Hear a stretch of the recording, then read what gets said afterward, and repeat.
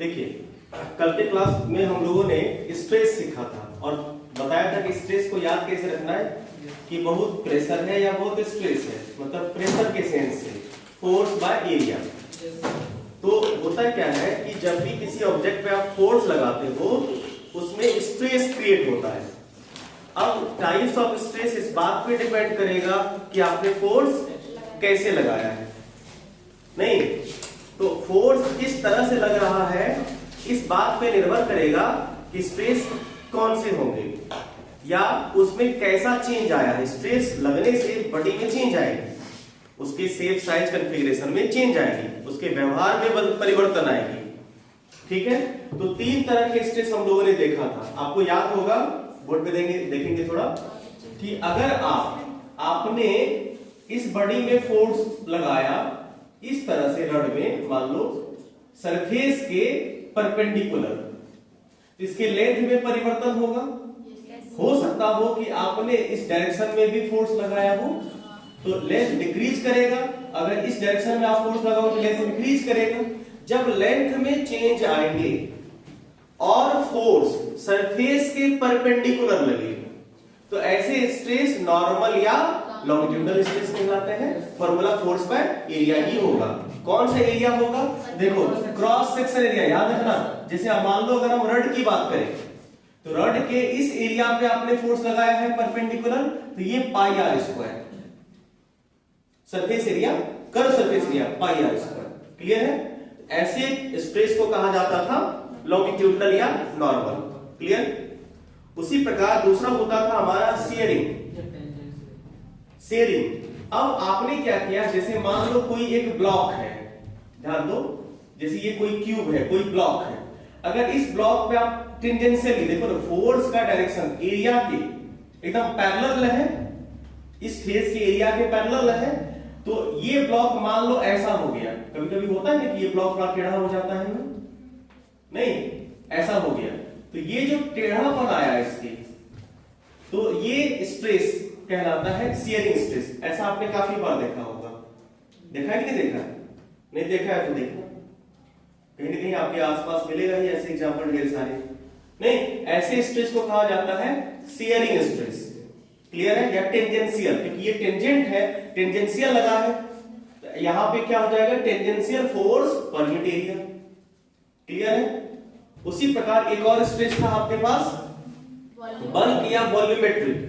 आपने क्या किया, जैसे मान लो ये कोई कंटेनर या कुछ भी था, इसको आपने हर तरफ से फोर्स लगाया और ये दब गया। दबने से ये थोड़ा छोटा हो गया, हो सकता है बड़ा भी हो सकता हो, नीचे से कोई प्रेशर वेशर लग रहा हो, मान लो ये छोटा सा वॉल्यूम में कमी आ गई, वॉल्यूम में चेंज आया, तो ऐसे स्ट्रेस को कहा जाता था वॉल्यूमेट्रिक या बल्क स्ट्रेस। तीन तरह के स्ट्रेस समझ में आया? स्ट्रेस क्या होता था? Generally perpendicular force per unit area, normal stress, longitudinal stress, shearing stress, volumetric stress. Clear है? नॉर्मल स्ट्रेस में लेंथ में परिवर्तन होगा। अब नॉर्मल स्ट्रेस दो तरह के होते थे, एक होता था आपका टेंसाइल और एक होता है कंप्रेसिव। टेंसाइल में लेंथ बढ़ती है खींच के, है ना, और कंप्रेसिव में लेंथ घटती है, डिक्रीज होती है। शेयरिंग में आपको शेप डिफॉर्म हो रहा होता है, शेप में डिफॉर्मेशन हो रही होती है और वॉल्यूम में चेंज हो रहा होता है। याद रखना बिल्कुल आसान है। शेयर का अगर आपको स्ट्रेस का अगर आपको यूनिट पूछा जाए तो सिंपल सी बात है, स्ट्रेस प्रेशर के जैसे ही होती है, फोर्स एरिया, इसलिए सेम यूनिट कैरी करेगा, न्यूटन पर मीटर स्क्वायर। क्लियर है? Very good. एक दो सवाल कर लेते हैं, फिर हम लोग चलेंगे अगले पार्ट पे, स्ट्रेन पे। बताइए, स्ट्रेस याद रहेगा सबको? Very good. देखिए, सवाल साधारण सा है कि हमारे पास सेम मटेरियल है, इसका मतलब उसकी इलास्टिसिटी सेम होगी।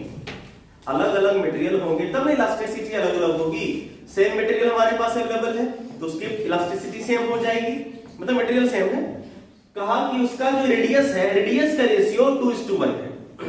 वो जो मटेरियल है, मान लो सिलेंड्रिकल हो सकता हो या जैसा भी हो, उसके रेडियस का रेशियो 2:1 है। तो मटेरियल आपके पास R1 और R2 का जो रेशियो है वो 2:1 है। अब कहा they are stressed by the same force, same tensile force, मतलब दोनों पे समान फोर्स के साथ खींचा गया। लंबाई दोनों की अलग अलग हो सकती है। दोनों का रेडियस का रेशियो एक मोटा वायर था और एक पतला वायर था, ये ना हुआ।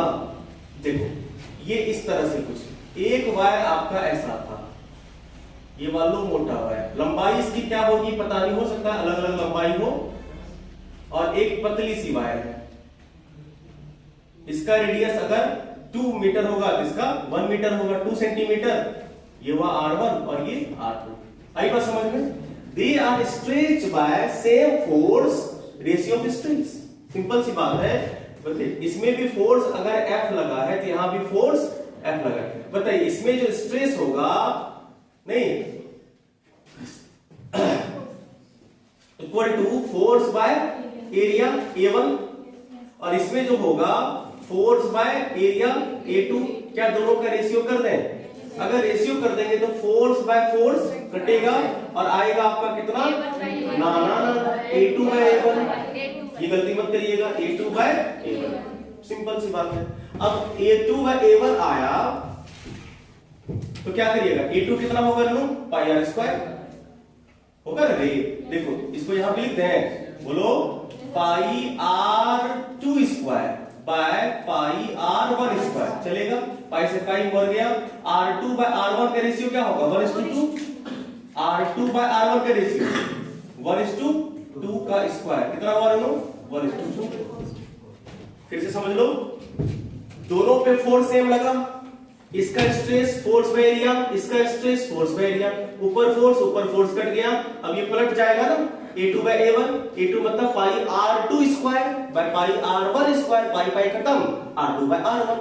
आपको R2 बाय R1 का रेशियो पता है 1:2 उसका स्क्वायर। आई बात समझ में?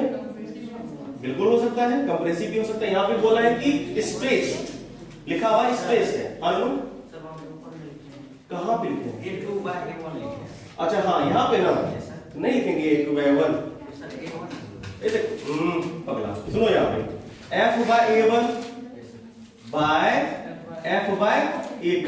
ध्यान से सुनो, ये कैसे होता है? F बाय A1 गुना उल्टा हो जाता है नो, उल्टा होके गुना। देखो F से F कटा, A2 बाय A1 बचा। और बोलो, और किसी को कोई डाउट कैलकुलेशन में? नहीं ना? बोलो पक्का? बहुत सुंदर, इसको समझ लें। हाँ बोलो, कुछ बोलना है तो फिर उसको क्या बोल रहे हो? हमें बोलो। चलो अब आप हमें ये बताइए, ध्यान से सुनो, सवाल तुम लोग छापने में बोले नहीं मिटाएंगे, फिर छापने में काहे लगे हुए? सवाल को समझो, इसमें और भी कोई सवाल हो सकते हैं, जैसे फोर्स का मान लो अलग अलग रेशियो दे दिया जाएगा, एरिया अलग अलग दे दिया जाएगा, तो आपको फोर्स लिखना है, एरिया लिखना है, बाद में रेशियो अगर संबंध पूछेगा लिख लेंगे। क्या इसमें सवाल कई भी हो सकते हैं, कंप्रेसिव हो सकता है, फोर्स का रेशियो, एरिया का रेशियो, रेडियस का रेशियो, या मान लो इसके स्ट्रेस का रेशियो दे दिया जाएगा, रेडियस का रेशियो पूछ दिया जाएगा, कुछ भी ऑल कर सकता है। लेकिन तरीका समझ गए? समझ गए? गुड। अगला सवाल ये है कि इसमें 3 kg का और 2 kg का ब्लॉक लटक रहा है। आप ये बताइए, अगर ये एक मटेरियल है इसमें स्ट्रेस क्रिएट होगा कि नहीं होगा? अब अगर स्ट्रेस क्रिएट होगा तो मान लीजिए हम एक ऐसा स्ट्रेस इसमें डालें, खींचे जा रहे हैं और ये कभी कभी तो टूट सकता है, कभी न कभी तो टूट सकता है। देखिए एक स्ट्रेस और होता है जिसको हम लोग कहते हैं ब्रेकिंग स्ट्रेस। ये कोई लिखाने वाली चीज नहीं है, बस आप समझ लीजिए। वो maximum value of force, tensile force up to which body tends to break कह सकते हो। मतलब वो मैक्सिमम फोर्स जिसको बॉडी बर्दाश्त कर सके, टूटे नहीं, और उससे थोड़ा सा तनीटा ज्यादा फोर्स लगाओगे टूट जाएगी। जैसे बताते हैं 100 न्यूटन किसी की कैपेसिटी है होल्ड करने की, 101 लगाएंगे टूट जाएगी, तो 100 यानी कि वो लिमिटिंग स्ट्रेस कहलाएगा ब्रेकिंग स्ट्रेस। उसके बाद स्ट्रेस लगाओगे तो वो टूट जाएगी। आई बात समझ में? इस सवाल में कहा गया है कि एक मेटल वायर है going over a smooth pulley, friction नहीं है, massless pulley, the breaking stress of metal wire, ये जो मेटल वायर जिसे ये होल्ड कर रखा है उसका ब्रेकिंग स्ट्रेस इतना है, मतलब इससे ज्यादा अगर स्ट्रेस क्रिएट होगा तो ये टूट जाएगा। तो हमें कहना है कि minimum radius of the wire used it not be break, मतलब हम कितना से कितना पतली वायर यूज करें कि ये 2 केजी और 3 केजी के लगने से, लटकाने से जो उतना स्ट्रेस क्रिएट हो ये टूटे नहीं। सुनो, जैसे ब्रेकिंग स्ट्रेस इसका बहुत मान लो कितना है, अगर तार मोटा कर देंगे तो स्वाभाविक है कि ये बहुत ज्यादा कैपेसिटी होल्ड करेगी। हमें इस ब्रेकिंग स्ट्रेस वाले का तार इतना पतला रखना है ताकि ये 2 केजी 3 केजी बॉडी से ना टूटे, ये सवाल में लटक पाए अच्छे से। हमें आर निकालना है, रेडियस निकालना है, सीधी सी बात है, स्ट्रेस पता है, इतना स्ट्रेस पे काम करना, हमें स्ट्रेस पता है, फोर्स पता हम लोग कर सकते हैं, रेडियस नहीं आ जाएगा एरिया से। बात समझ रहे हो? हम लोग पहले फोर्स पता करते हैं। बताइए यहाँ पे कौन सा फोर्स होगा? टेंशन, टेंशन होगा। टेंशन की वजह से ये लटक रही है। क्या आप इसमें लगे टेंशन नहीं निकाल सकते हैं? चलिए टेंशन निकालिए आप लोग। ये सवाल आप लोगों का टेंशन बताइए पहले आप लोग।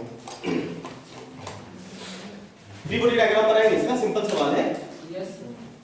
नहीं, नीचे लग जाएगा आपका 3G, इधर लग जाएगा आपका 2G।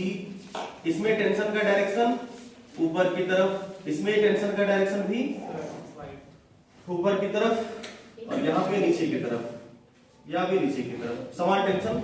लेकिन ये क्या होगा? टेंशन बराबर net pulling force by total mass 3G minus 2G होगा। Yes sir, very good. 3G का डायरेक्शन इधर, 2G इधर खींचेगा। हाँ, तो टेंशन डायरेक्ट निकाल रहे हैं। टेंशन बराबर क्या होगा? 3G minus 2G। ये एक्सेलरेशन ना होगा, ये net pulling force by total mass 3G minus 2G by ma, sorry total mass 5 होगा ना। तो 3G 2G मतलब G by 5 मतलब 2 लिख करते हैं। तो 2 मीटर पर सेकंड स्क्वायर एक्सेलरेशन। यहाँ पे टेंशन की अगर हम बात करें, समान रो पे टेंशन समान होगा। T बराबर, देखो यहाँ पे ये T किसको होल्ड कर रहा है? बैलेंस है क्या? ये नहीं है, दोनों एक्सेलरेशन है। यहाँ पे क्या है? A से, ये क्या है? A से।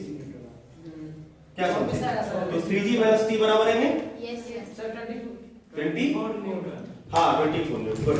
यहाँ पे क्या होगा? 3G माइनस T बराबर ma, ma किधर है? 3 गुड, 3a।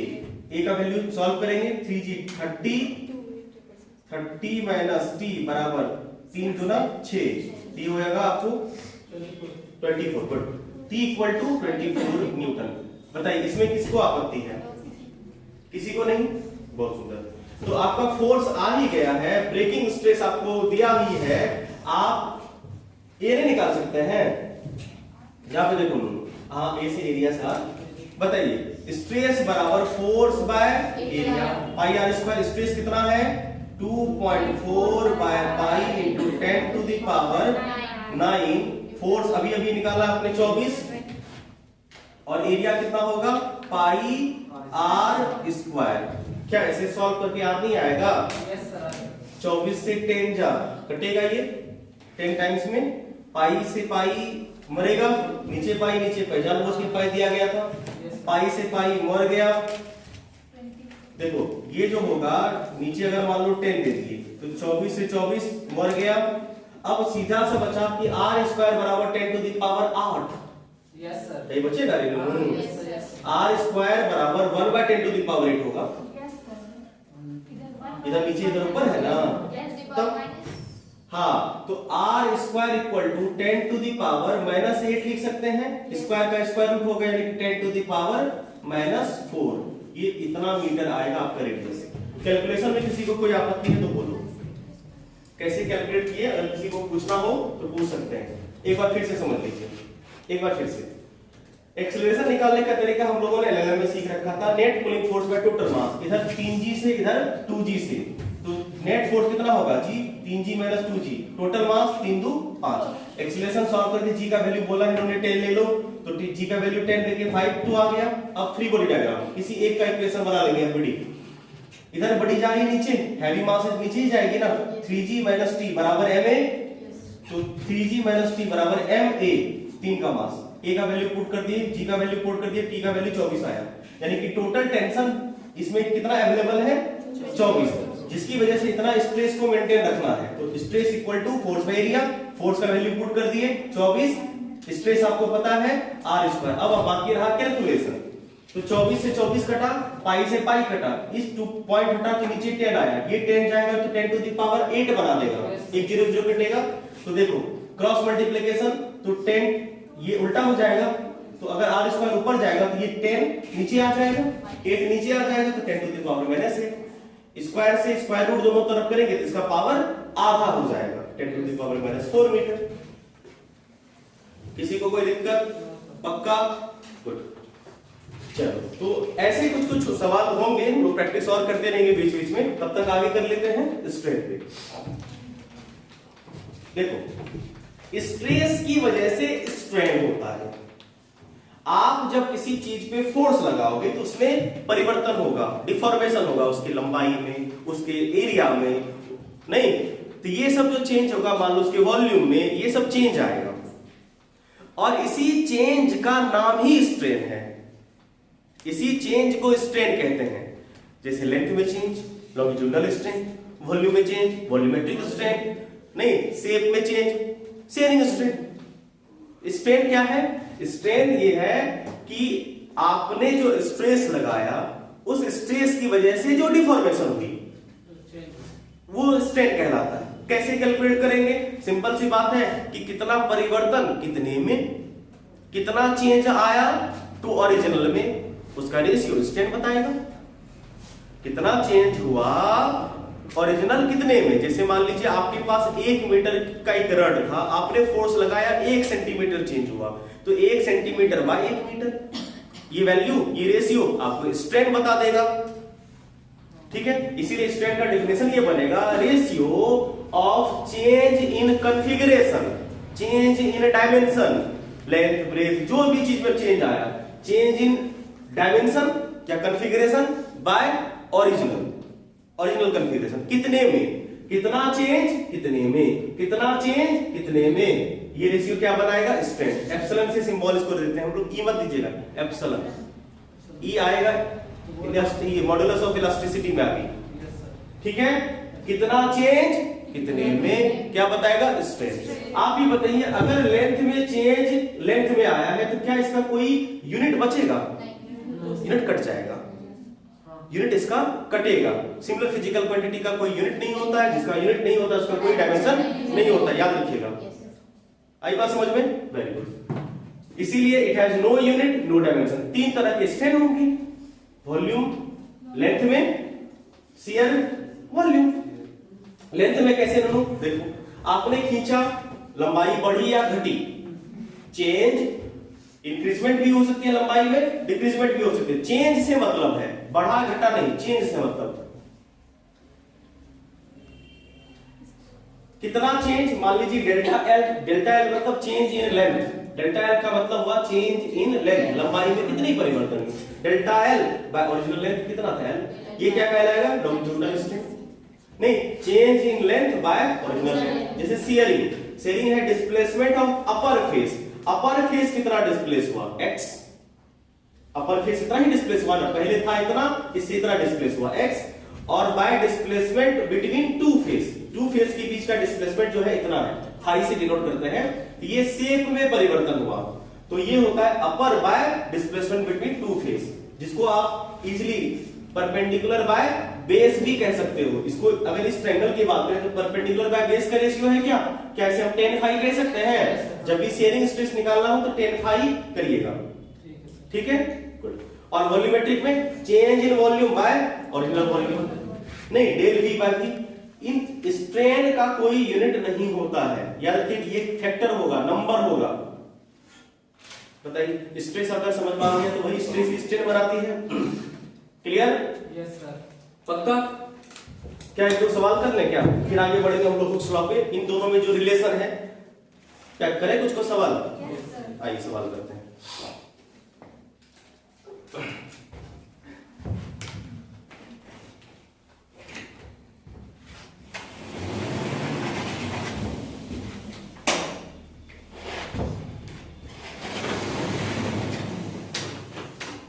चलो, क्या सवाल है? अच्छा, एक आप लोगों ने डायमेंशन में एरर एनालिसिस में हमने एक कंसेप्ट आपको सिखाया था जैसे हमने कहा था कि अगर किसी के रेडियस को 3% चेंज कर दिए, बताइए उसके उसमें परिवर्तन क्या होगा।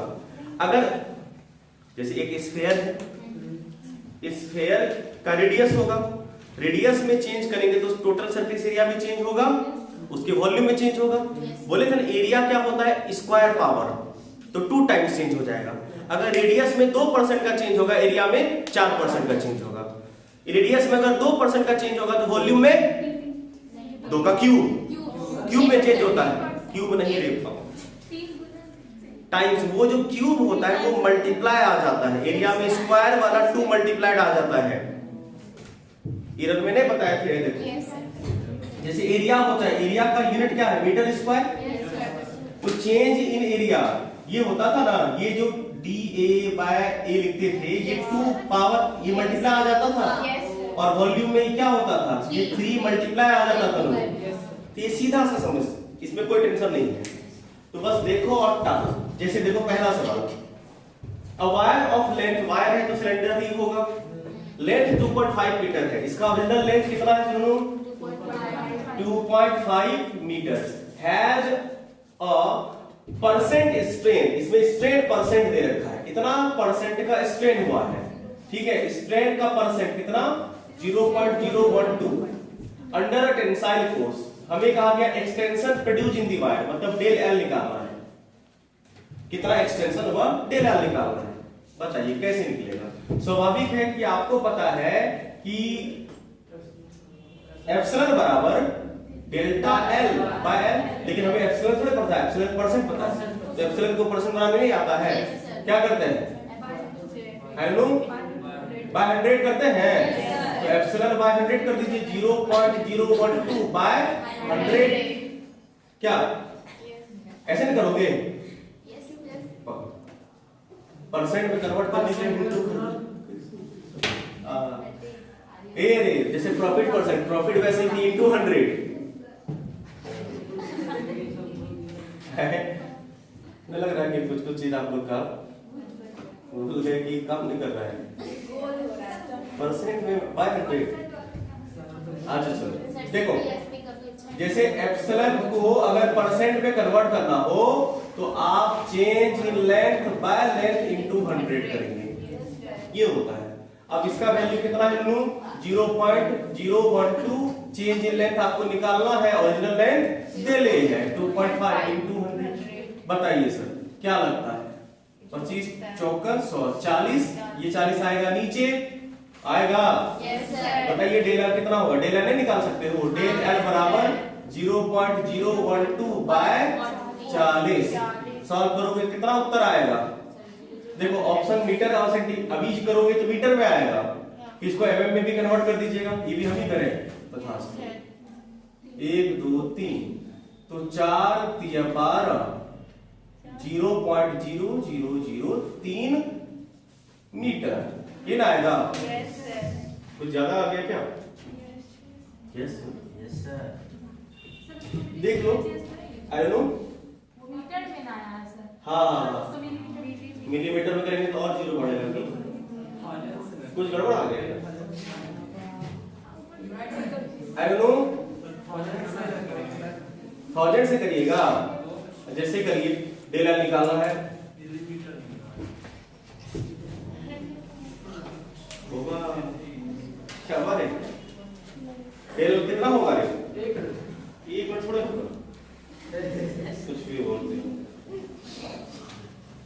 चलो आगे बताइए,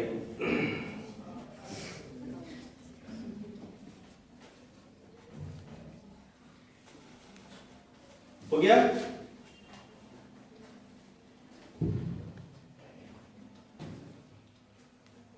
हुआ रे 0.3 mm आएगा, ठीक है, तो क्या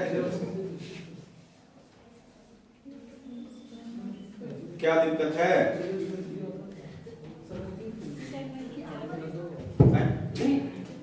0.3 mm नहीं आया क्या है, खत्म तुम लोगों एक नंबर का।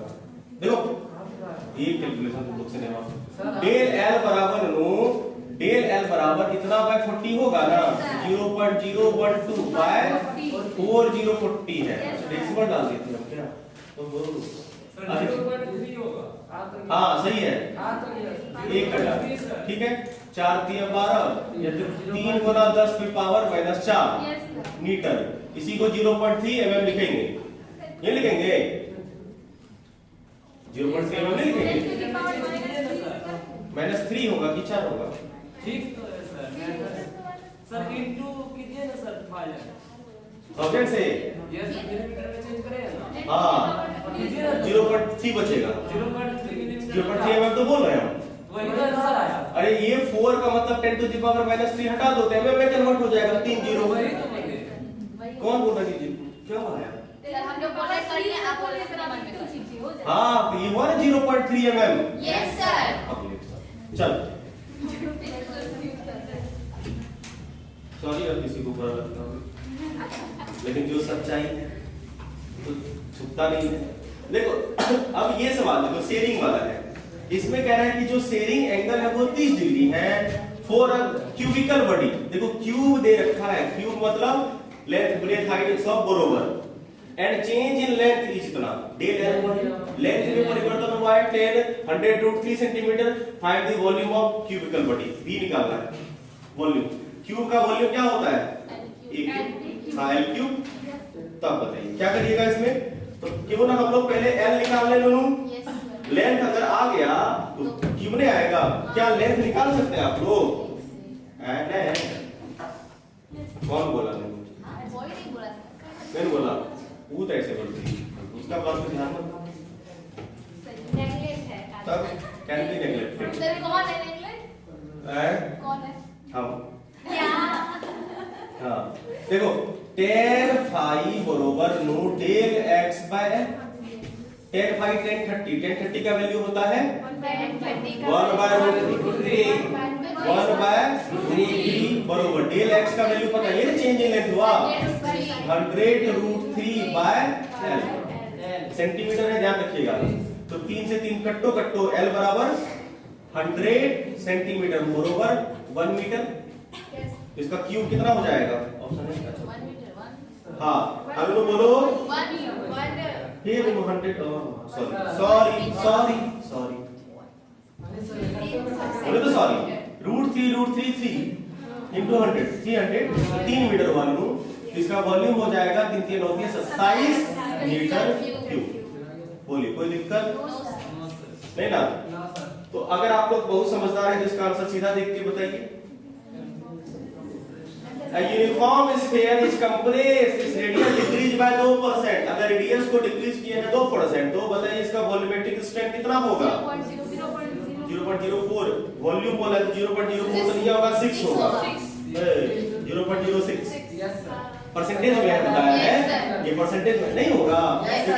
Del v by v into 100 और ये जितना इतना का into 3 ये सबका वॉल्यूम आया कितना?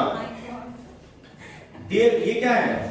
सच दैट इज रेडियस की वॉल्यूम पाई r चलता है ना। तो सब काम धाम नहीं करना है, जब भी रेडियस के साथ संबंध दे रखा हो परसेंटेज में आप सीधा कर दीजिएगा इसका। तो इसका परसेंटेज जो वॉल्यूम में परसेंट चेंज आएगा, वॉल्यूम में परसेंट चेंज आएगा वो होगा रेडियस में परसेंट चेंज का 3 टाइम्स। तो रेडियस में परसेंट चेंज का ये रेडियस में परसेंट चेंज हुआ का 3 टाइम्स। इसका वैल्यू 2 है, 2 3 जा 6। इसका मतलब ये आ जाएगा आपको 6। तो 6 का परसेंट करना है तो बाय 100 0.06 आंसर ऐसे 6% होगा, नहीं तो 0.0 वैल्यू में 0.06। एरिया होगा तो 2 से कर देना, ठीक है? पाई आर स्क्वायर वाला 2 कर देना। तो ये सवाल आता है जनरली, तो इसमें आपको ज्यादा इसमें स्टेप ही है, स्टेप से कोई मतलब नहीं। आपको आप तरीका याद रखिएगा, ये बेस्ट है। कोई दिक्कत? बस थोड़ी सी बात और, बाकी हम लोग कल करेंगे। सुनिए समझ मिलेगा आपको। अब क्या है कि इन दोनों में रिलेशन है, आप ही बताइए। ये तो मान लो हुक साहब ने बताया तो कोई बात नहीं, अगर मान लो हुक साहब नहीं होता तो क्या होता? हम लोग होते, हम ही लोग ये बात बोलते कि भाई जितना ज्यादा स्ट्रेस लगाओगे उतना ज्यादा स्ट्रेन होगा। बताओ अमित, उस वक्त में होना चाहिए था ना। आज तुम्हारा नाम लिखा था अमित नहीं है, साधारण सी बात है भाई, जितना ज्यादा स्ट्रेस लगाओगे उतना ज्यादा स्ट्रेन होगा कि नहीं होगा? बताओ। अमर हो गए इतना बात बोल के। लंबस law. Stress is proportional to strain, इतना साधारण नहीं होता है।